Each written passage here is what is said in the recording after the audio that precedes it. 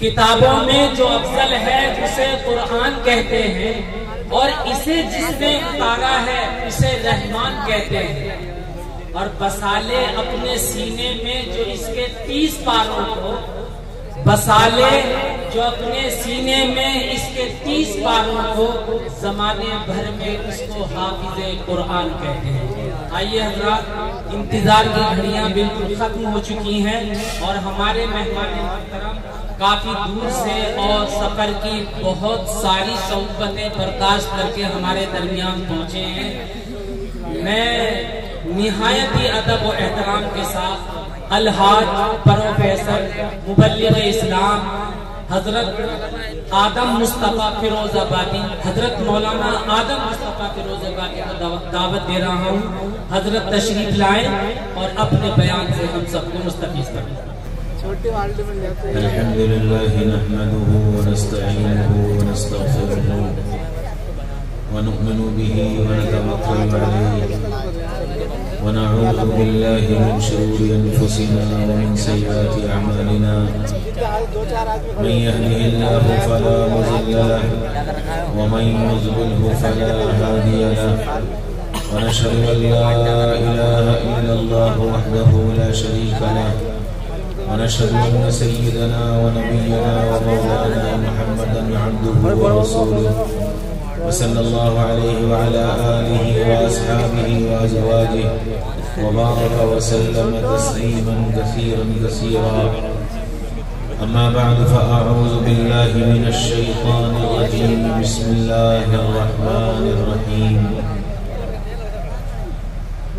إن هذا القرآن يهدي للتي هي أقوم، ويبشر المؤمنين الذين يعملون الصالحات أجر لهم عملا، وقال تبارك وتعالى ورتل القرآن ترتيلا، وقال النبي صلى الله تعالى عليه وسلم طوبى لعبد جعله الله مفتاحا للخير ومغلاقا للشر، أو كما قال عليه الصلاة والسلام۔ قابل قدر، قابل احترام حضرات علماء کرام اور بہت ہی قابل قدر میرے بھائیوں، دوستوں، عزیزوں، بزرگوں، ہم اور آپ اس وقت ان حفاظ کرام کے استقبال میں جمع ہوئے ہیں، اور یقینی بات ہے کہ یہ کلام اللہ سے محبت کی دلیل ہے، اور جس کا کلام ہے اس سے بھی محبت کی دلیل ہے، اور جس پر نازل ہوا ہے اس سے بھی محبت کی دلیل ہے۔ اور یقینی بات یہ ہے کہ یہ بہت بڑی سعادت ہے کہ اللہ تعالیٰ کسی کے دل میں کلام کی اور صاحب کلام کی عظمت اور محبت کو پیدا کر دے، اور ایسے محبت کی وہ محبت انسان کو نیند سے، اپنی ضروریات سے، اپنے کاموں سے روک کر صرف اس محبت کی بنیاد پر جمع ہو جاتی ہے۔ قرآن اللہ تعالیٰ کی کتاب ہے، اور یہ کتاب اللہ نے دنیا کے بسنے والے انسانوں کی ہدایت، رہبری اور رہنمائی کے لیے اتاری ہے۔ انسان کی زندگی میں جتنے مسائل آ سکتے ہیں یا جتنے مسائل آئیں گے، ان سب کا حل قرآن نے بیان کیا ہے، اور یوں کہا جائے کہ قرآن ایک آئیڈیل زندگی سکھانے اور بتانے کے لیے دنیا میں آیا ہے۔ جو لوگ قرآن میں غور کرتے ہیں، قرآن کو پڑھتے ہیں اور قرآن کو سمجھنے کی کوشش کرتے ہیں، ان کو زندگی کے ہر پہلو کی رہبری اور رہنمائی قرآن سے مل جاتی ہے۔ قرآن اتنی عظیم الشان کتاب ہے کہ اس کا ایک حرف اگر پڑھا جائے تو اللہ تعالیٰ 10 نیکی عطا فرماتے ہیں۔ حضرت عبداللہ بن مسعود رضی اللہ عنہ کی روایت ہے، فرماتے ہیں لا اقول الف لام میم حرف، میں یہ نہیں کہتا کہ پورا الف لام میم ایک حرف ہے، بل الف حرف ولام حرف ومیم حرف، الف ایک حرف، لام ایک حرف، میم ایک حرف۔ گویا کسی نے الف لام میم کہا تو 30 نیکیاں ملی۔ یہ قرآن اللہ نے ہم کو اور آپ کو دیا ہے، تو اب اس قرآن کا سیکھنا، اس قرآن کا جاننا اور اس قرآن کو نسلوں میں منتقل کرنا، یہ ہماری اور آپ کی ذمہ داری ہے۔ جن لوگوں نے کلمہ لا الہ الا اللہ محمد رسول اللہ کی گواہی دی ہے، ان کے ذمے ہے کہ وہ قرآن کو سیکھیں، قرآن کو جانیں اور پھر اس قرآن کو اپنی نسلوں میں منتقل کرنے کی کوشش کریں۔ اللہ جزائے خیر دے ان علماء کرام کو اور ان حفاظ کرام کو جو ہر محلے کی مسجد، مکتب یا اپنے کسی مستقل عمارت میں بیٹھ کر بچوں کو قرآن سکھانے کی کوشش کر رہے ہیں اور ان کی زندگی میں قرآن لانے کی کوشش کر رہے ہیں۔ یہ اسی کی برکت ہے کہ الحمدللہ اتنے سارے حالات کے باوجود ہم کسی نہ کسی درجے میں ابھی مسلمان باقی ہیں۔ سخت ترین حالات اور سخت ترین پریشانیوں کے بیچ میں بھی صرف اس قرآن کی حفاظت اور اس قرآن کی خدمت کی برکت سے اللہ نے کسی نہ کسی درجے میں ہمیں اور آپ کو اسلام پر باقی رکھا۔ یہ اللہ تعالیٰ کا انعام ہے، فضل ہے، کرم ہے، اس پر خوب اللہ کا شکر ادا کرنا چاہیے۔ ایک بات یہ بھی یاد رکھنی چاہیے کہ قرآن اللہ کا کلام ہے اور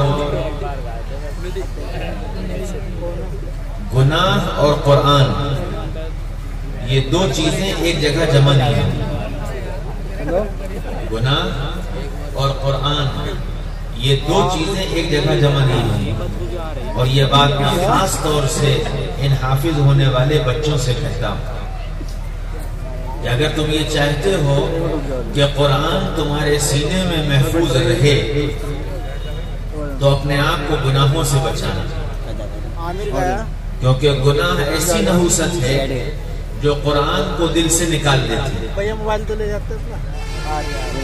قرآن جتنی جلدی اور جتنی آسانی سے یاد ہوتا ہے، قرآن اتنی ہی جلدی اور اتنی ہی آسانی نکل بھی جاتی ہے۔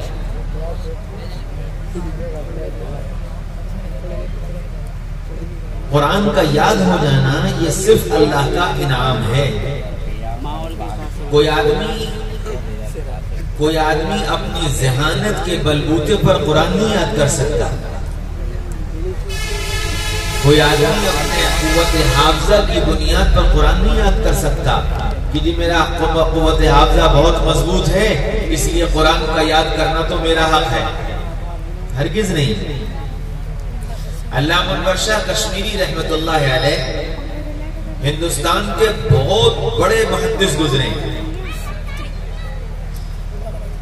خود علامہ انور شاہ کشمیری رحمت اللہ علیہ فرمایا کرتے تھے کہ جس کتاب کو میں ایک مرتبہ دیکھ لوں وہ کتاب 25 سال یاد رکھتی ہے، اور جس کتاب کو میں ایک مرتبہ پڑھ لوں وہ کتاب ساری زندگی یاد رکھتی ہے۔ علامہ انور شاہ کشمیری رحمت اللہ علیہ ترکی تشریف لے گئے تو ترکی کے کتب خانے میں قرآنی کتابیں دکھائی گئی۔ ان کتابوں میں ایک کتاب تھی نور الایضاح، فقہ کی کتاب ہے، عالم کے ابتدائی درجات میں پڑھائی جاتی ہے۔ وہ کتاب انہوں نے دیکھی تو کتاب بہت اچھی لگی، تو کتب خانے والوں سے یہ کہا کہ بھئی یہ کتاب ہمیں دے دو۔ کہا نہیں، یہ تو ہمارے پاس ایک ہی نسخہ ہے، ہم دے نہیں سکتے۔ کہنے گے اچھا پھر اس کو ہمیں پڑھنے کے لیے دے دو۔ کہنے ہاں یہیں بیٹھ کے پڑھ لو۔ تو علامہ انور شاہ کشمیری نے وہیں بیٹھ کر اس کتاب کو پڑھا اور پڑھ کر کے بند کر کے رکھ دیا، اور اپنا سفر پورا کر کے واپس ہندوستان آئے اور پھر اس کتاب کو لکھا اور پوری کتاب زبانی لکھ دی، اور پھر واپس جب اس نسخے سے ملایا گیا تو کہیں ایک لفظ کا فرق نہیں تھا۔ ایسا زبردست حافظہ تھا، لیکن حافظ قرآن نہیں تھے، لیکن حافظ قرآن نہیں تھے۔ تو حفظ قرآن یہ صرف اللہ کا انتخاب ہے، اللہ جسے چاہتے ہیں اس کے سینے میں قرآن کو محفوظ کرتے ہیں۔ امام شافعی رحمت اللہ علیہ آدھی دنیا کے امام ہیں، آج بھی آدھی دنیا کے امام ہیں، سارا عرب ان کی اتباع کرتا ہے اور دنیا کے ممالک انہی کے پیچھے چلتے ہیں۔ امام شافعی رحمت اللہ علیہ کا حافظہ اتنا زبردست تھا کہ ایک دن ایک استاذ کے پاس پہنچے اور کہنے لگے کہ جی میں آپ سے علم حاصل کرنے آیا ہوں۔ تو ان استاد نے کہا کہ نہیں، تمہارے بس کی بات نہیں ہے علم حاصل کرنا، کہ نہیں حضرت مجھے کچھ سکھا دیجئے، کچھ پڑھا دیجئے۔ کہا نہیں، تمہارے بس کی بات نہیں، کہ نہیں حضرت میں بڑی تمنا لے کر آیا ہوں، مجھے کچھ کہنے لگا اچھا۔ تو عصر کی نماز کے بعد ایک کتاب دی انہیں کہ اسے پڑھو، وہ کتاب لے کے بیٹھ گئے۔ اس کتاب کا نام تھا موطا امام محمد، جو اب علماء کو دورے کے سال میں پڑھائی جاتی ہے۔ تقریباً 550-600 صفحے کی کتاب ہے اور اتنا بڑا ایک صفحہ ہے۔ عصر کے بعد پڑھنے بیٹھ گئے، عصر سے مغرب تک پڑھا، مغرب سے عشاء تک پڑھا۔ عشاء کے بعد استاذ آئے، کہنے لگے کہ جی چلو گھر لے گئے، کھانا کھلایا اور بستر لگوا دیا کہ آرام کر لو، صبح بات کریں گے۔ وہ بستر پر آرام کرنے کے لیے کہہ کر گئے، یہ کتاب لے کر بیٹھ گئے۔ صبح ہوئی، فجر کے وقت امام وہ استاد صاحب آئے، انہوں نے کہا کہ شافعی نماز کے لیے چلیں؟ کہ جی چلیے۔ فجر کی نماز کے لیے چلے گئے۔ نماز کے بعد استاد نے پوچھا کہ شافعی کتاب پڑھ لی؟ کہ جی حضرت۔ پوری پڑھ لی؟ کہ جی پوری پڑھ لی۔ کیا پڑھا؟ تو امام شافعی کہنے لگے حضرت بتاؤں یا سناؤں؟ تو استاد نے کہا سنا دو۔ تو شروع سے لے کے آخر تک پوری کتاب زبانی سنا دی۔ اتنا زبردست حافظہ۔ وہی امام شافعی ایک دن کتاب لے کر بیٹھے تو سبق یاد نہیں ہو رہا، دوڑ کر استاذ کے پاس گئے کہ استاذ جی ایک وقت تو میرے حافظے کا حال یہ تھا کہ ایک کتاب شروع سے لے کے آخر تک پڑھی اور زبانی سنا دی، اور آج حال یہ ہے کہ کتاب لے کے بیٹھا ہوں، یاد کر رہا ہوں، یاد ہی نہیں ہو رہا۔ شکوت الی وکیع سوء حفظی فاوصانی الی ترک المعاصی۔ جب انہوں نے اپنے استاد سے اپنے سبق کے یاد نہ ہونے کی شکایت کی تو استاد نے کہا کہ بیٹا کوئی گناہ ہو رہا ہے، گناہ چھوڑ دو سبق یاد ہو جائے گا، گناہ چھوڑ دو سبق یاد ہو جائے گا۔ فَإِنَّ الْعِلْمَ نُورٌ مِّنْ إِلَٰهِ وَنُورُ اللَّهِ لَا يُعْطَىٰ لِعَاصِي، کہ علم جو ہے وہ اللہ کا نور ہے، قرآن کا علم، حدیث کا علم، فقہ کا علم، اللہ کی ذات عالی کا علم، رسول اللہ صلی اللہ علیہ وسلم کی سیرت کا اور آپ کی زندگی کا علم، یہ علم نور الہی ہے۔ وَنُورُ اللَّهِ لَا يُعْطَىٰ لِعَاصِي، اور اللہ اپنا نور گناہگاروں کو نہیں دیا کرتا۔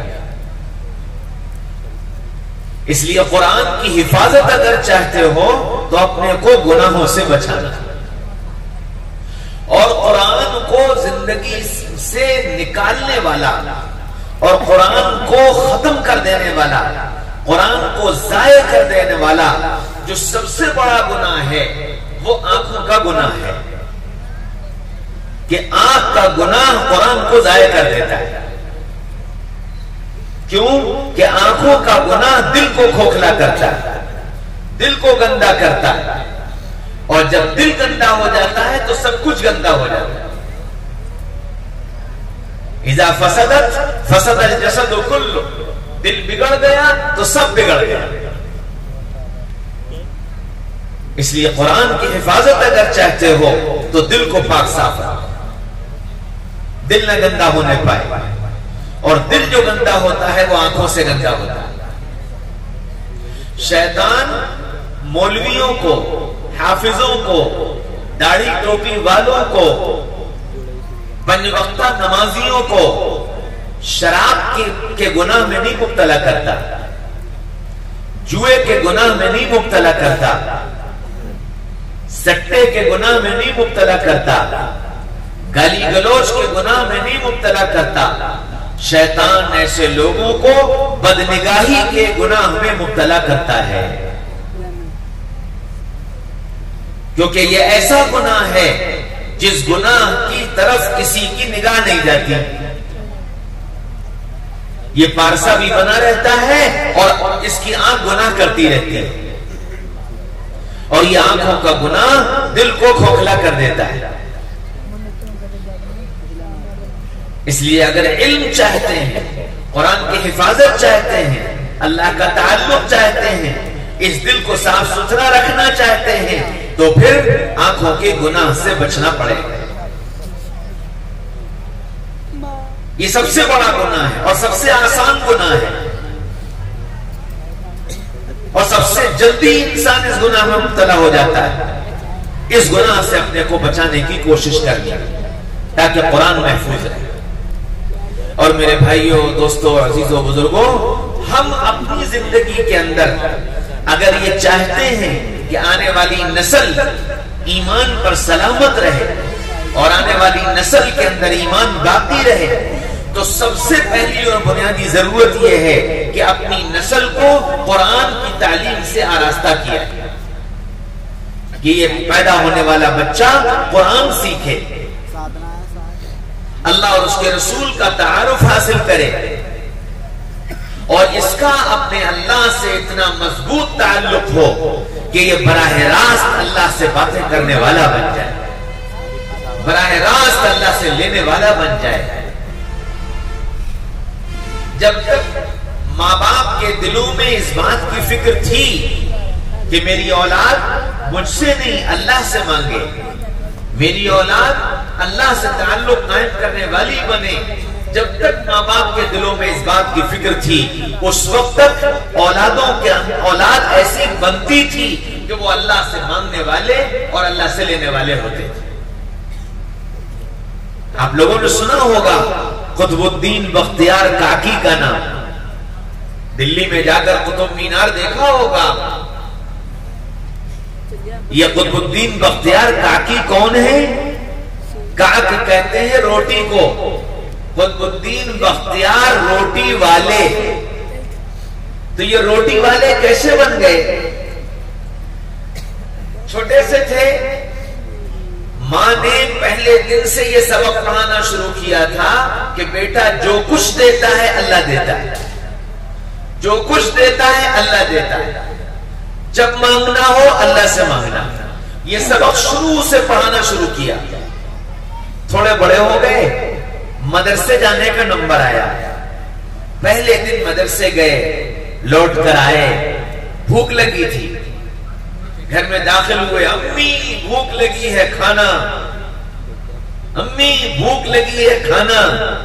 بیٹا کھانا تو اللہ دیتا ہے، کھانا امی نہیں دیتی، کھانا تو اللہ دیتا ہے،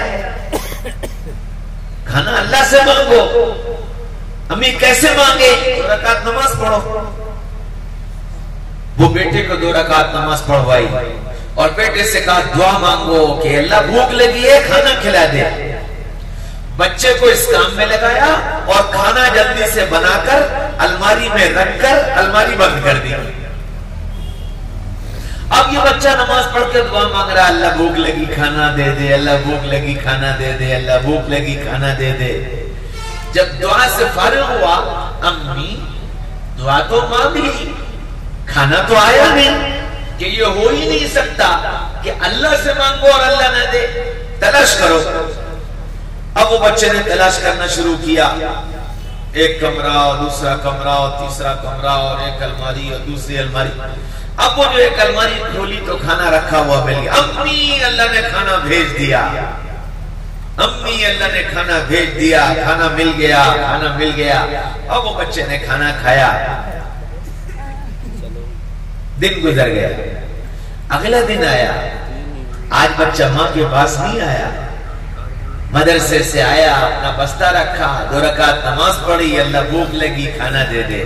ماں نے کھانا الماری میں رکھ دیا, اسے الماری میں کھانا مل گیا, کھانا کھا لیا. اور کبھی اس الماری میں, کبھی اس الماری میں, کبھی اس الماری میں, بدل بدل کر ماں کھانا رکھتی رہی اور وہ روزانہ اللہ سے مانگ مانگ کر کھاتے رہے. ایک دن ماں چلی گئی کسی کام سے اور ماں کو آنے میں ہو گئی دیر اور بچے کے مدرسے سے آنے کا وقت ہو گیا. اب ماں بے چین ہو گئی, ہائے آج میرے بچے کا یقین ٹوٹ جائے, اگر آج میرے بچے کو کھانا نہ ملا تو میرے بچے کا یقین ٹوٹ جائے, اور میں نے اتنے سال محنت کر کے اللہ سے لینے کا یقین اس کا بنایا. تو اب اس ماں نے رونا شروع کر دیا, اللہ میرے بچے کے یقین کو سلامت رکھے, اللہ میرے بچے کے یقین کو سلامت رکھے. یہ دعا کرتی جاتی تھی, روتی جاتی تھی, اور یوں روتے دھوتے روتے دھوتے مانگتے مانگتے اپنے گھر پہنچی. گھر پہنچی تو دیکھا کہ بیٹا سو رہا ہے. اب ماں کا دل اور تڑپ اٹھا کہ میرا بچہ آج بھوکا پیاسا سو گیا. تو بچے کے سر کے سرہانے آ کر بیٹھ گئی اور آہستہ آہستہ سر سہلانا شروع کیا. جب سر سہلایا تو بیٹے نے آنکھ کھولی. اماں کہاں چلی گئی تھی؟ بیٹا کام سے گئی تھی. ڈرتے ڈرتے پوچھا بیٹا کھانا کھایا؟ جی اماں کھانا کھا لیا. اچھا آج کیا کھایا؟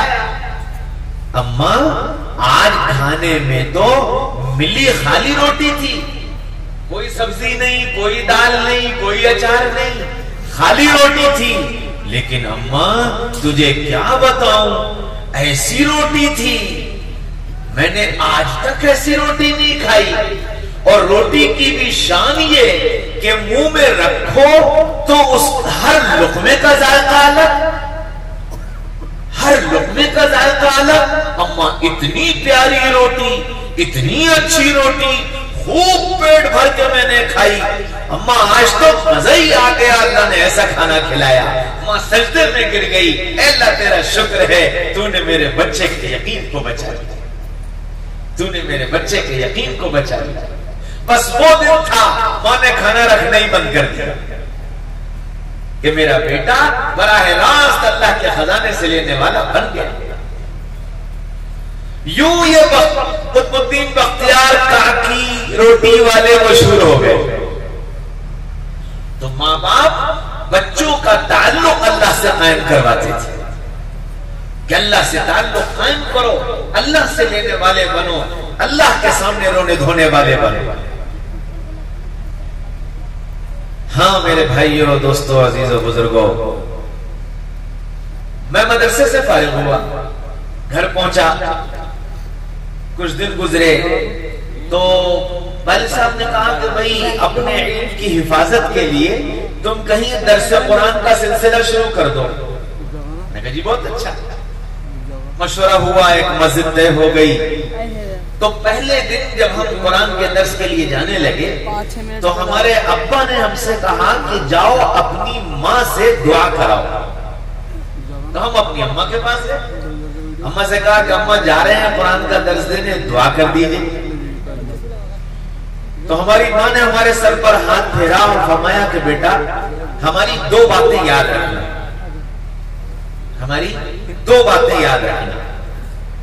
دیکھو پہلی بات تو یہ ہے کہ زندگی تقوی پر گزارنے کی کوشش کرنا تو فتوے پر چل پاؤ گے. زندگی تقوی پر گزارنے کی کوشش کرنا تو فتوے پر چل پاؤ گے. اگر فتوے پر گزارنے کی کوشش کی تو مکروہات میں چلے جاؤ گے. اس بات کو یاد رکھنا. اور دوسری بات یہ کہی کہ بیٹا کبھی اپنے علم پر بھروسہ کر کے بات مت کرنا. کبھی اپنے علم پر بھروسہ کر کے بات مت کرنا. جب بات کرنا اللہ سے مانگ کر کرنا. تم اور تمہارے علم کی کوئی حیثیت نہیں. تم اور تمہارے علم کی کوئی حیثیت نہیں. بات تو اللہ کہلواتا ہے. اس لیے کبھی اپنے علم پر بھروسہ مت کرنا, اللہ سے مانگ کر بات کرنا. جب ماؤں کو اپنی اولادوں کے بنانے کی فکر ہوتی ہے تو پھر قدم قدم پر ان کی یہ سوچ ہوتی ہے کہ بچوں کا تعلق اللہ سے کیسے قائم ہے. ایک دن کہنے لگی کہ بیٹا تم تہجد کے پابند بنو گے تو اولاد فرائض کی پابند بنے گی. تم تہجد کے پابند بنو گے تو اولاد فرض نماز کی پابند بنے گی. اور اگر تم تہجد کے پابند نہ بنے تو اولاد فرض سے بھی غفلت برتنے لگے. یہ ماں باپ کی ذمہ داری ہے کہ ہمیں اپنی اولاد کو کس رخ پر لے کر جانا. میرے بھائیوں, دوستوں, عزیزوں, بزرگوں, آپ پوری تاریخ اٹھا کر دیکھ لو.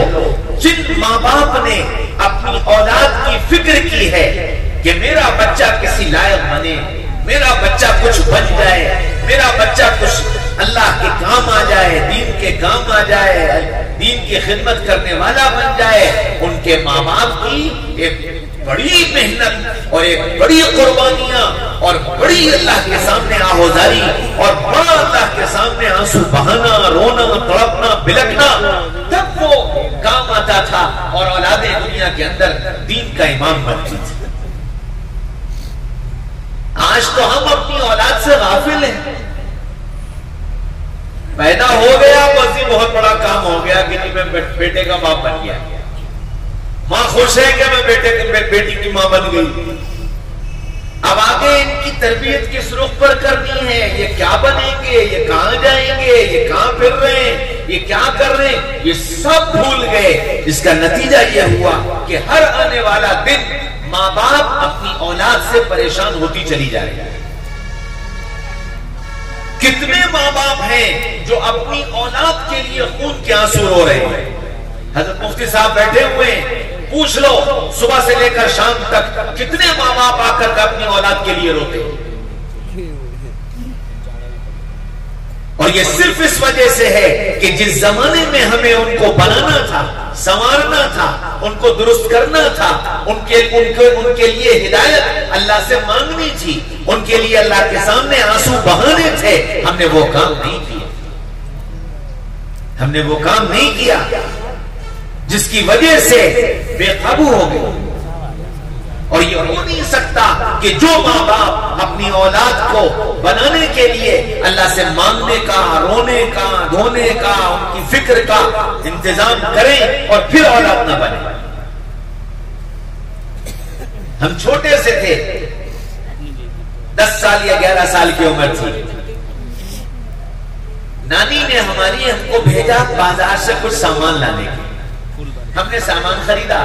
سامان خریدنے کے بعد پیسے دیے تو اس کے پاس ٹوٹے پیسے نہیں تھے, تو اس نے ٹوٹے پیسوں کے بجائے ہم کو ایک کافی بائٹ, جو ٹافی آتی تھی, وہ ایک کافی بائٹ ٹافی دے دی.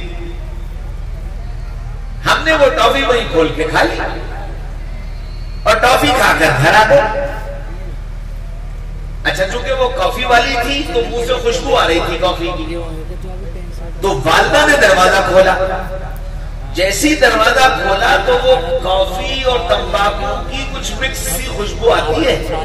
والدہ یہ سمجھی کہ میں شاید سگریٹ پی کے آیا ہوں, تو جیسی دروازہ انہوں نے کھولا, تم سگریٹ پی کے آئے ہو؟ میں نے کہا نہیں تو.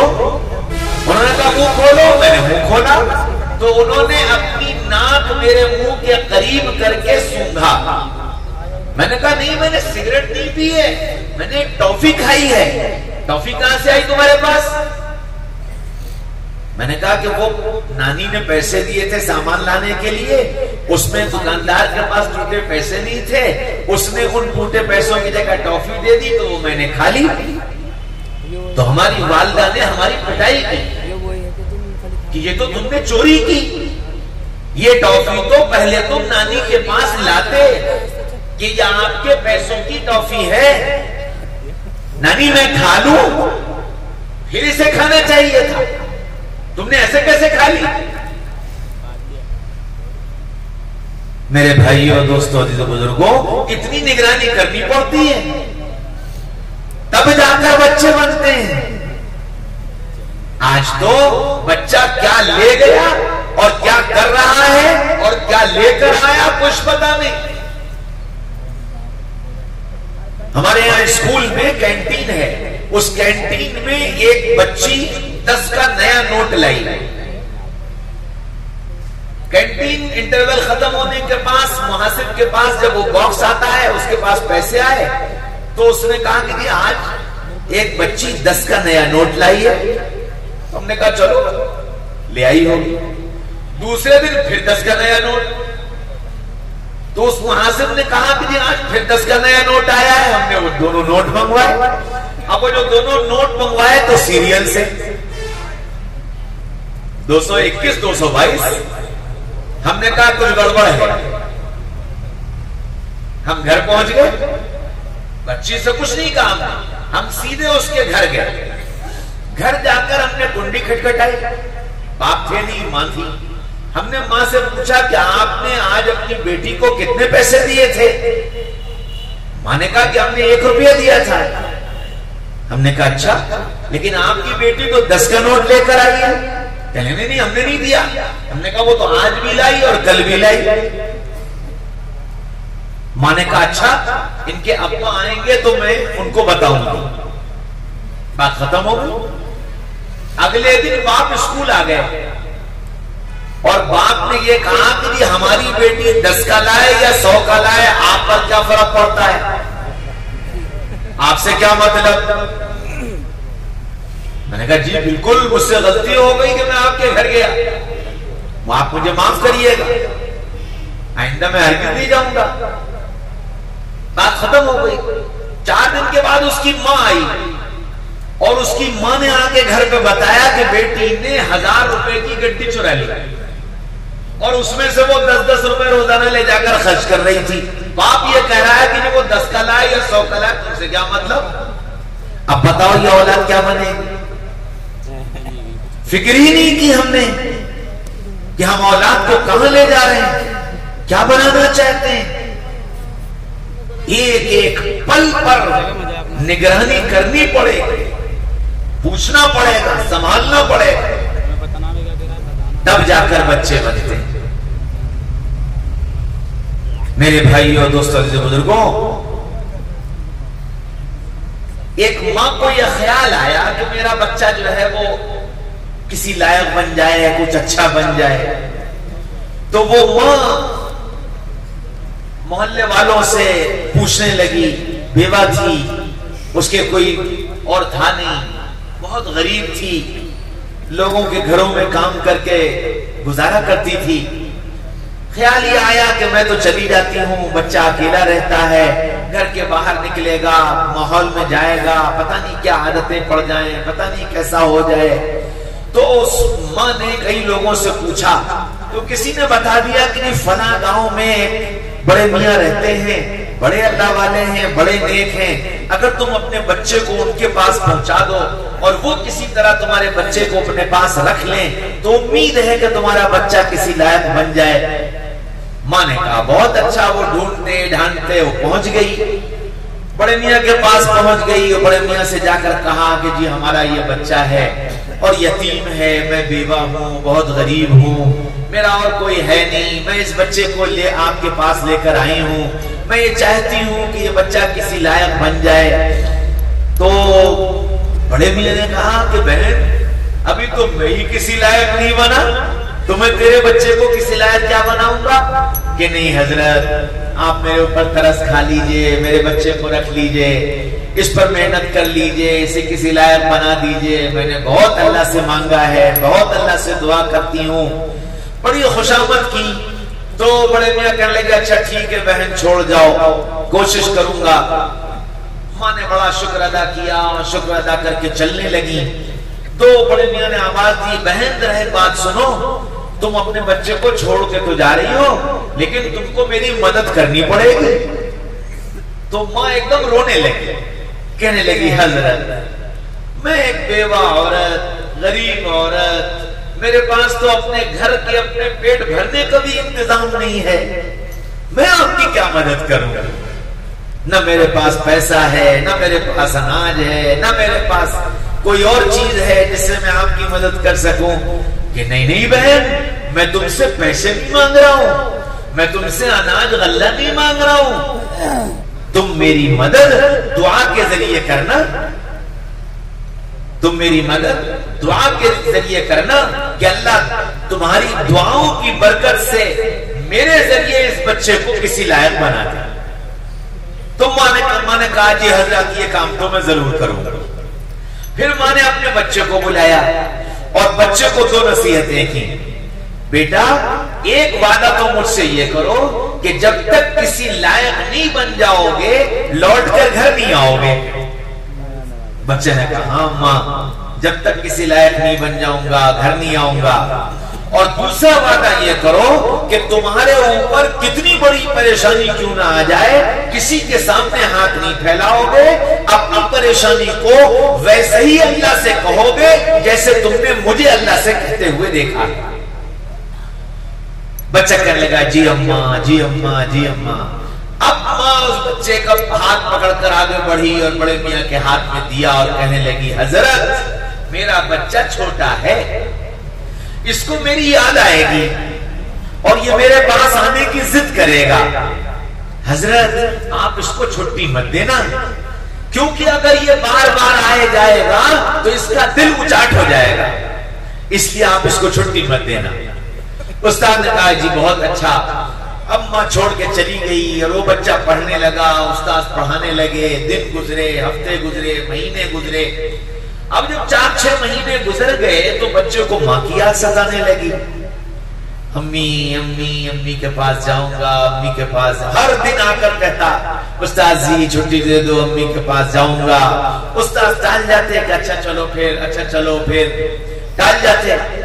ایک دن آیا تو رو رہا تھا، آنسو بہ رہے تھے، چہرہ لال ہو رہا تھا۔ بیٹا کیا ہوا؟ امی کی یاد آ رہی ہے، امی کے پاس جاؤں گا، امی سے ملنے جاؤں گا۔ بڑی خوشامد کی تو استاد نے کہا اچھا چلو ہم تمہیں سبق دے رہے ہیں، سبق یاد کر کے سنا دو، پھر امی کے پاس چلے جانا۔ وہ بچہ خوش ہو گیا، واہ واہ واہ واہ، سبق ملے گا، سبق یاد کروں گا، پھر امی کے پاس جاؤں گا۔ مارے خوشی کے سبق لینے جلدی سے بیٹھ گیا اور استاد نے سبق دینا شروع کیا اور سبق پڑھاتا چلا گیا۔ پھر ایک جگہ نشان لگایا، جاؤ بیٹا جلدی سے سبق یاد کر کے ہمیں سنا دینا۔ خوشی خوشی اٹھا، کتاب لے کر کے مسجد چلا گیا اور جا کر کے سبق یاد کرنا شروع کر دیا۔ ابھی سبق یاد کرنا شروع کیا تھا، خیال آیا کہ دیکھے سبق کتنا ہے۔ اب اس نے صفحہ پلٹنا شروع کیا تو 1 اور 2 اور 4 اور 8 اور 10 اور 12 17 صفحے کے بعد جا کر نشان ملا۔ روزانہ 1 صفحہ سبق ملتا تھا، آج 17 صفحے سبق دے دیا۔ اسے خوشی میں نہیں پتا چلا، استاد نے اپنا کام کر دیا کہ نہ سبق یاد ہوگا، نہ یہ جا پائے گا اور نہ چھٹی کی ضد کرے گا۔ بہت سارا سبق دے دیا۔ اب یہ جو 17 صفحے کے بعد اس نے نشان دیکھا تو اس کی آنکھوں میں آنسو آ گئے، رونے لگا۔ نہ سبق یاد ہوگا، نہ مجھے چھٹی ملے گی، نہ میں جا پاؤں گا۔ رونے لگا، روتا رہا، ماں کی یاد بہت ستا رہی تھی۔ اٹھا، 2 رکعت نماز پڑھی کہ امی نے یہ کہا تھا جب کوئی پریشانی آئے تو اللہ سے مانگنا۔ اس نے 2 رکعت نماز پڑھی، ننھے ننھے ہاتھ آسمان کی طرف اٹھا کر اور آنسو بہاتے ہوئے کہنے لگا اللہ امی کی یاد آ رہی ہے، ہمیں سبق یاد کرا دیجئے، مجھے اپنی امی کے پاس جانا ہے، مجھے سبق یاد کرا دیجئے۔ روتا جاتا تھا، دعائیں مانگتا جاتا تھا، آنسو بہتے جاتے تھے، دل بھر گیا، تھک مانگ مانگ تھک گیا۔ اب اس کے دل کو کچھ اطمینان سا ہوا، میں نے اللہ سے اتنا مانگ لیا ہے، اب اللہ مجھے سبق یاد کرا دے گا۔ پھر یہ جلدی سے کتاب لے کر بیٹھا، اس کے دل میں یہ خیال آیا لاؤ پہلے شروع سے لے کے آخر تک ایک مرتبہ پورا سبق دیکھ کر پڑھ لوں۔ اس نے شروع سے لے کے آخر تک ایک مرتبہ پورا سبق دیکھ کر پڑھا۔ بچہ تو بچہ تھا، خیال آیا دیکھوں کتنا یاد ہوا، تو اب کتاب بند کر کے پڑھنا شروع کیا۔ اب جو کتاب بند کی اور پڑھنا شروع کیا تو شروع سے لے کے آخر تک پڑھتا چلا گیا۔ بڑا خوش ہوا، اچھلتا کودتا کتاب لے کر آیا، استاد جی مجھے سبق یاد ہو گیا، مجھے سبق یاد ہو گیا۔ استاد بھی حیران کہ روزانہ ایک صفحہ سبق دیتا تھا، دن بھر اس کو یاد کرنے میں لگتا تھا، اور جب سناتا تھا تو اس میں بھی ایک آدھ غلطی آ جاتی تھی۔ آج 17 صفحے سبق دیے، چند گھنٹوں میں آ گیا کہ نہیں سبق یاد ہو گیا۔ استاد نے سوچا کہ اگر میں نے یہ کہہ دیا کہ نہیں ابھی نہیں یاد ہوا، جاؤ یاد کرو، تو اس کا دل ٹوٹ جائے۔ میں اس کا سبق سن لوں، یاد تو ہوگا نہیں، جب یاد نہیں ہوگا تو سمجھا کے کہہ دوں گا بیٹا جاؤ تھوڑی سی محنت کر کے یاد کر لو، پھر امی کے پاس چلے جانا۔ استاد نے فوراً کہا واہ واہ واہ واہ، میرا بیٹا سبق یاد کر کے آ گیا، اب سبق سنائے گا، پھر اپنی امی کے پاس جائے گا۔ استاد اپنا سارا کام چھوڑ کے آ کر بیٹھ گئے، اس کو اپنی گودی میں بٹھایا، اس سے سبق سننا شروع کیا۔ اس نے شروع سے لے کے آخر تک سارا سبق سنایا، ایک بھی غلطی نہ آئی۔ استاد بھی سمجھ گئے اس بچے کے ساتھ آج اللہ کا خصوصی معاملہ، اب میں اسے روک نہیں سکتا۔ استاد نے پھر اس بچے سے کہا اچھا بیٹا مجھ سے ایک وعدہ کرو، کل شام تک واپس آ جاؤ۔ کہنے کہ جی استاد جی میں کل شام تک واپس آ جاؤں گا۔ اب وہ بچہ وہاں سے اپنی چپل اٹھا کر کے اور کتاب رکھ کر کے اور گھر کے لیے نکلا، خوشی سے مارے اپنی دنیا میں مگن، اور نہ جانے کیا کیا سوچتا ہوا جا رہا تھا۔ گھر جاؤں گا، امی کے گلے میں لٹکوں گا، امی مجھے پیار کریں گی، میں امی کے پیار کروں گا، پھر امی میرے لیے گرم گرم دودھ لائیں گی، امی مجھے اپنے ہاتھ سے دودھ پلائیں گی، پھر میرے لیے امی اچھا اچھا کھانا بنائیں گی، اپنے ہاتھ سے مجھے کھانا کھلائیں گی، پھر رات آئے گی میں امی کے گردن میں ہاتھ ڈال کر لیٹوں گا، امی میری پیشانی چومیں گی، میں امی کے گال چوموں گا، اور پھر امی مجھے کہانی سنائیں گی، اور کہانی سنتے سنتے امی کے گالوں پر ہاتھ پھیرتے پھیرتے میں سو جاؤں گا۔ پھر صبح ہوگی، امی بڑے پیار سے مجھے اٹھائیں گی، پھر میں اٹھوں گا، امی مجھے اپنے گلے سے چپکائیں گی، اور پھر میرے لیے ناشتہ لائیں گی، اچھا اچھا کھلائیں گی، پھر میں اپنے دوستوں کے ساتھ کھیلوں گا، دوڑوں گا، بھاگوں گا، پھر لوٹ کر آؤں گا، امی مجھے آواز دیں گی، میں دوڑ کر آؤں گا، امی کے گلے میں لٹک جاؤں گا، امی مجھے اپنے سینے سے چمٹا لیں گی، بڑا مزہ آئے گا۔ یہ اس طرح کی باتیں وہ بچہ خیالوں کی دنیا میں مگن سوچتا اپنے گھر کی طرف بھاگا چلا جا رہا تھا۔ گھر کے دروازے پر پہنچا، گھر کا دروازہ بند تھا، اس نے کنڈی کھٹکھٹائی، اندر سے آواز آئی کون؟ تو یہ بچہ باہر سے بولا امی میں آپ کا بیٹا۔ ماں نے بیٹے کی آواز سنی تو اپنی آواز کو سخت کر دیا، کون ہے؟ تو بیٹے نے باہر سے کہا امی میں آپ کا بایزید۔ ماں نے اور اپنی سخت آواز کی، کون بایزید؟ تو میرا بایزید نہیں ہو سکتا، میرے بایزید نے تو مجھ سے وعدہ کیا تھا جب تک کسی لائق نہیں بن جائے گا لوٹ کر نہیں آئے گا میں تیرے لیے دروازہ نہیں کھولتی، تو کوئی اور بایزید ہے چلا جا یہاں سے، میں دروازہ نہیں کھولتی۔ اب اس نے رونا شروع کر دیا، امی میں آپ ہی کا بایزید ہوں، میں بھاگ کر نہیں آیا ہوں، میں چھٹی لے کر آیا ہوں، استاد سے اجازت لے کر آیا ہوں، امی دروازہ کھول دیجئے۔ نہ یہ دروازہ تیرے لیے نہیں کھلے گا، تو نے وعدہ کیا تھا، جا کر اپنا وعدہ پورا کر۔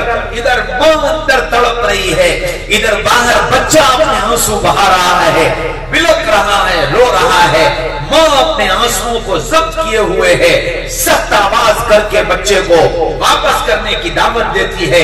वापस जाओ, वापस जाओ, नहीं खोलूंगी दरवाजा, नहीं खोलूंगी दरवाजा। थक हार कर बच्चे ने कहा, अच्छा अम्मी एक बार दरवाजा खोल दो, मैं अंदर नहीं आऊंगा, मैं बाहर से खड़े खड़े तुम्हें देख करके वापस चला जाऊंगा। एक निगाह मुझे अपने ऊपर डाल लेने दो, एक मर्तबा दरवाजा खोल दो। न, तू मेरा बायजीद नहीं हो सकता। उसने तो मुझसे वादा किया है, जब तक किसी लायक नहीं बन जाएगा, लौट कर नहीं आएगा, चला जाए यहाँ से, मैं तेरे लिए दरवाजा नहीं खोलती। मायूस हो गया, रोता हुआ, बिलखता हुआ, तड़पता हुआ वापस अपने उस्ताद के पास चला गया। उस्ताद के पास पहुंचा तो चेहरा सुर्ख था, आंसू बह रहे थे, रो रहा था। उस्ताद घबरा गए, समझे पता नहीं इसकी मां के साथ क्या हादसा हो गया। दौड़ कर आए, गोदी में उठाया, अपने अमामे के शिमले से उसके आंसू साफ किए। पूछा बेटा खैर तो है, क्या हुआ? कहने लगा जी उस्ताद जी सब खैरियत है। फिर रो क्यों रहे हो? उस्ताद जी घर गया था, दरवाजा खटखटाया, अम्मी ने दरवाजा नहीं खोला। अम्मी ने कह दिया तू मेरा बायजीद नहीं है। मेरा बायजीद तो मुझसे ये वादा कर चुका है, जब तक किसी लायक नहीं बन जाएगा, लौट कर नहीं आएगा। उस्ताद जी मैं माँ से मिले बगैर वापस आ गया। उस्ताद ने कहा बेटा एक बात बताओ, तुम अपनी अम्मा से नाराज तो नहीं हो? कि नहीं नहीं उस्ताद जी मैं नाराज नहीं हूँ, मैं नाराज नहीं हूँ, लेकिन माँ से न मिल पाने का गम है, उसका दर्द है, बहुत याद आ रही है अम्मा की। और फिर रोते रोते कहने लगा उस्ताद जी अब आपको भी मुझसे एक वादा करना पड़ेगा। उस्ताद ने पूछा क्या? कहने लगा उस्ताद जी बस अब आप अल्लाह से ये दुआ कर दीजिए, अल्लाह मेरी माँ को उस वक्त तक सलामत रखे जब तक मैं किसी लायक न बन जाऊं। उस्ताद ने कहा हाँ बेटे मैं ये काम जरूर करूंगा, मैं ये काम जरूर करूंगा। और फिर 22 साल तक वो बच्चा अपने उस्ताद के पास रहा। और फिर उस्ताद ने उसकी तरबियत की, उसको सिखाया, पढ़ाया, बनाया और इतना बड़ा बनाया कि 22 साल के बाद बायजीद अपनी मस्जिद अपने कमरे में खड़े तहज्जुद की नमाज पढ़ रहे हैं और उस्ताद आधी रात को उठकर बायजीद के कमरे पर आए, दरवाजे की कुंडी बजाई। बायजीद घबरा गए कि इस आधी रात में उस्ताद क्यों आए हैं। जल्दी से नमाज मुख्तसर की, सलाम फेरा, दरवाजा खोला। उस्ताद जी खैर तो है, इस वक्त कैसे? उस्ताद ने बाहें फैलाई, फरमाया शाबाश बेटा शाबाश, जिस काम के लिए तू आया था आज अल्लाह ने वो काम पूरा कर दिया। अभी जनाब रसूलुल्लाह सल्लल्लाहु अलैहि वसल्लम ख्वाब में तशरीफ लाए थे, फरमा कर गए हैं बायजीद को इजाजत दे दो और बता दो कि आसमानों पर सुल्तानुल औलिया बनाए जाने का फैसला कर दिया गया। उस्ताद ने अपना अमामा उतारा, बायजीद के सर पर रखा, अपना जुब्बा उतारा, बायजीद को पहनाया और यूं कहा जाओ और अब जाकर अपनी माँ की आंखों को ठंडा कर। वो बायजीद उसी वक्त निकले और दौड़कर अपनी माँ के पास गए। जल्दी घर के दरवाजे पर पहुंचे। आज बायजीद घर के दरवाजे पर पहुंचे तो माँ दरवाजा खोलकर अपने बेटे का इस्तकबाल कर रही है। और जितनी बातें आज से 22 साल पहले ख्यालों की दुनिया में सोचकर बायजीद गया था, आज वो सारे ख्याली बातें माँ की जबान पर जुमला बन करके आई। और माँ ने अपने बेटे को देखकर यूं कहा आजा मेरे बेटे आजा, आज मैं तुझे सीने से भी लगाऊंगी, आज मैं तेरी पेशानी भी चूमूंगी, आज मैं तेरे गाल भी चूमूंगी, आज मैं तुझे अपने हाथ से दूध भी पिलाऊंगी, आज मैं तेरे लिए अच्छे अच्छे खाने भी बनाऊंगी, आज मैं तुझे गले में हाथ डालकर लिटाऊंगी, आज मैं वो सारे काम करूंगी जो 22 साल पहले तू सोच कर आया था। लेकिन मुझे पहले अपने रब का शुक्र अदा कर लेने दे। माँ खड़ी हुई, 2 रकात नमाज पढ़ी, सजदे में सर रखा और कहने लगी ए अल्लाह बस आज तक के लिए जिंदा रहना चाहती थी, मेरा काम पूरा हो गया, मुझे अपने पास बुला ले। और सजदे की हालत में अपनी जान अल्लाह के हवाले कर दी। ہاں میرے بھائیوں دوستوں عزیزوں بزرگوں، جن ماؤں کو اور جن باپوں کو اس کی تمنا ہوتی ہے کہ اولاد کسی لائق بنے تو اتنی بڑی قربانیاں دینی پڑتی، اتنی بڑی قربانیاں دینا پڑتی۔ ان قربانیوں کے بعد بایزید بنتے ہیں، ان قربانیوں کے بعد حسن بصری بنتے ہیں، ان قربانیوں کے بعد جنید بغدادی بنتے ہیں، ان قربانیوں کے بعد زکریا اور الیاس بنتے ہیں، ان قربانیوں کے بعد اشرف اور رشید بنتے ہیں۔ ایک قربانی ہوتی ہے ماں باپ کی، رونا دھونا ہوتا ہے ماں باپ کا، اللہ سے تعلق ہوتا ہے ماں باپ کا، گرم گرم آنسو ہوتے ہیں ماں باپ کے، راتوں کی آہوزاری ہوتی ہے ماں باپ کی، اس پر فیصلے ہوتے ہیں کہ ہاں اس کی نسل سے ہمیں دین کا کام دینا، اس کی نسل میں ہمیں دین پہنچانا۔ میرے بھائیوں دوستوں عزیزوں بزرگوں، یہ جتنے یہ بچے بیٹھے ہوئے ہیں، بالکل یہ بات کہی جا سکتی ہے کہ یقیناً ان کے ماں باپ کا کوئی عمل اللہ کے ہاں محبوب تھا، جس کے نتیجے میں اللہ نے یہ قرآن کی دولت انہیں عطا فرمائی، جس کے نتیجے میں یہ حافظ قرآن بنے۔ لیکن میرے بھائیوں دوستوں عزیزوں بزرگوں، یاد رکھو خالی حافظ بنا دینا کام نہیں ہے، ان کے حفظ کی حفاظت کرنا بھی ہماری اور تمہاری ذمہ داری ہے۔ ایسا نہیں ہو سکتا کہ تم ایک بیٹے کو ڈرائنگ روم میں بٹھا کر ٹی وی پر ننگے ڈرامے دکھاؤ اور دوسرے کمرے میں تم اپنے حافظ بیٹے سے یہ کہو کہ جی تم حافظ جی ہو، تمہیں ٹی وی نہیں دیکھنا ہے۔ یہ ناممکن، ایسا نہیں ہو سکتا۔ جب یہ علم دیا ہے تو پھر اس کا ماحول بھی دو، پھر اس کا ماحول بھی دو۔ گھر کے اندر ایسا ماحول بناؤ جہاں قرآن کی حفاظت ہو سکے، گھر کے اندر ایسا ماحول بناؤ جہاں علم دین کی حفاظت ہو سکے۔ ان کی قدر کرو اور یاد رکھو اللہ کے اس علم کو حاصل کرنے والا، اللہ کے اس علم کو حاصل کرنے والا کبھی مغروب نہیں ہوتا، کبھی مغروب نہیں ہوتا، کبھی متاثر نہیں ہوتا، کبھی کسی کے سامنے جھکتا نہیں ہے۔ یہ اللہ کا علم ہے، یہ اللہ کا علم ہے، اور اس کی قدر جب آپ کرو گے تو دنیا والے قدر کریں گے، اور جب آپ قدر نہیں کرو گے تو دنیا بھی اس کی قدر نہیں کرے گی۔ اس لیے جب آپ نے اتنا بڑا کام کر لیا کہ ان کی زندگی کے اتنے بڑے حصے کو فارغ کر کے ان کو قرآن پر لگا دیا، اور الحمدللہ اللہ نے فضل فرمایا ان کے سینوں میں قرآن آ گیا۔ ایک ہے قرآن کا پڑھنا، ایک ہے قرآن کا یاد کرنا، اور ایک ہے قرآن پر عمل کرنا، اور ایک ہے قرآن کو پھیلانا۔ تو ابھی ایک کام ہوا ہے، قرآن یاد ہوا ہے، ابھی قرآن کو پر عمل کرنا ہے اور قرآن کو دنیا کے بسنے والے انسانوں تک پہنچانا ہے۔ جب یہ سیڑھی آپ نے طے کروا دی تو اب ابھی سیڑھی کا راستہ کھولے رکھنا یہ آپ کی ذمہ داری ہے، آپ اس کی فکر کریں۔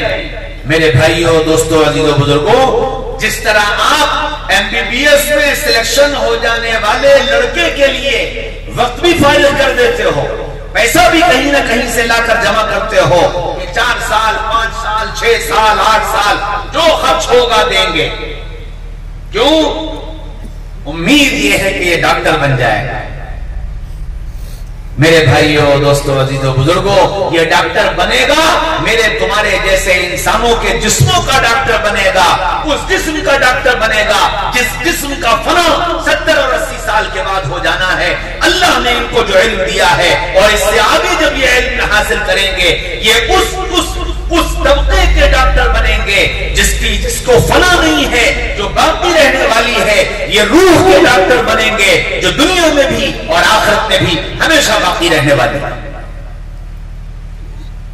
اس پر مال کا لگانا، اس پر وقت کا لگانا، اس پر ان کو فارغ کرنا کہ نہیں تم علم حاصل کرو، تم اللہ کے دین کا کام کرو، تم اللہ کے لیے فارغ ہو، یہ ذمہ داری ہے ہماری اور آپ کی،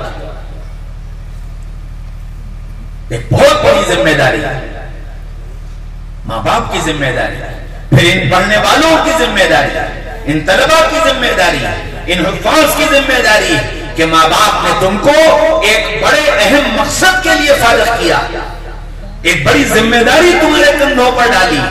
الحمدللہ یہاں جتنے بیٹھے ہیں سب سمجھدار ہیں، سب بالغ ہیں، سب عقل مند ہیں، یہ اپنے کیے کہ خود ذمہ دار ہے، اللہ کے ہاں ان کو خود اپنا حساب و کتاب دینا ہے۔ اس لیے اب ان کی بھی ذمہ داری ہے کہ اپنے بارے میں یہ سوچ کر فیصلہ کریں، کوئی قدم اٹھائیں تو یہ سوچیں کہ میں حافظ قرآن ہوں، میری زبان کا نکلا بول، میری اٹھنے والی آنکھ، میرا اٹھنے والا قدم، میرا اٹھنے والا ہاتھ میرے حفظ قرآن پر کہیں یہ تہمت تو نہیں بن جائے۔ یہ ان کی ذمہ داری ہے کہ پوری امانت داری کے ساتھ، قرآن کی عظمتوں کے ساتھ، قرآن کی محبتوں کے ساتھ اپنی زندگی کو پاک صاف ستھرا بنانے کی کوشش کریں۔ ماحول آپ کو دینا ہے، کام انہیں کرنا ہے، اسباب آپ کو جمع کرنے ہیں، آگے انہیں بڑھنا ہے، یہ ان کی ذمہ داری ہے۔ اس وقت کی سب سے بڑی ضرورت ہے مدارس کے اندر، علاقوں کے اندر، مساجد کے اندر کہ لوگوں کی ذہن سازی کی جائے، ذہن واش کیا جائے، ذہن دھویا جائے، ذہن کی صفائی ستھرائی کی جائے، ورنہ سوشل میڈیا نے اور پوری دنیا کی اس لابی نے جو اسلام کو بدنام کرنا چاہتی ہے، ایک ایسا اسلام انٹرنیٹ کے ذریعے سے دنیا کو متعارف کرا دیا ہے جس اسلام میں سب کی منچاہی چیزیں ہوں، بس نام عبداللہ اور عبد الرحمن۔ یہ ذہن سازی ان کی ذمہ داری ہے، مدارس کے علماء کی ذمہ داری، مساجد کے ائمہ کی ذمہ داری کہ اپنی مسجد کے اندر باقاعدہ گھنٹہ 2 گھنٹہ لوگوں کو یہ معلوم ہو کہ تمہارے ذہن میں پیدا ہونے والے سوالات کے جوابات اس مسجد میں ملیں گے، تمہارے اشکالات کے جوابات اس مسجد میں ملیں گے، جو بات نہیں سمجھ میں آ رہی ہے اس مسجد میں تم کو اس کا جواب ملے گا۔ ذہن سازی کا کام علماء کی ذمہ داری ہے، ائمہ کی ذمہ داری ہے۔ علماء کا کام صرف نماز پڑھا دینا نہیں بلکہ امت کی قیادت کرنا، امت کی ذمہ داری کو سنبھالنا، امت کو آگے بڑھ کر لے کر چلنا، یہ ذمہ داری ہے۔ اور عوام کی ذمہ داری ہے کہ علماء کو فارغ کریں کہ آپ فارغ ہیں دین کی خدمت کے لیے، آپ فارغ ہیں دین کے کاموں کے لیے، آپ فارغ ہیں اعلاء کلمت اللہ کے لیے، آپ فارغ ہیں لوگوں کی ذہن سازی کے لیے، آپ بے فکر ہو جائیں اپنی ضروریات سے، آپ بے فکر ہو جائیں اپنے گھر کے مسائل سے، یہ سب ذمہ داری ہم اٹھائیں گے۔ ذرا سوچنے والی بات، اللہ نے مان دیا ہے، ادھر ادھر مال خرچ ہو رہا ہے اور پتہ نہیں کہاں کہاں خرچ ہو رہا۔ کبھی ہم نے سوچا کہ ہم نے اپنے مسجد کے امام کے لیے کیا کیا، ہم نے اپنے مسجد کے مؤذن کے لیے کیا کیا، اور یہ امام اور مؤذن ان کا مقام کتنا بڑا ہے، اللہ اکبر۔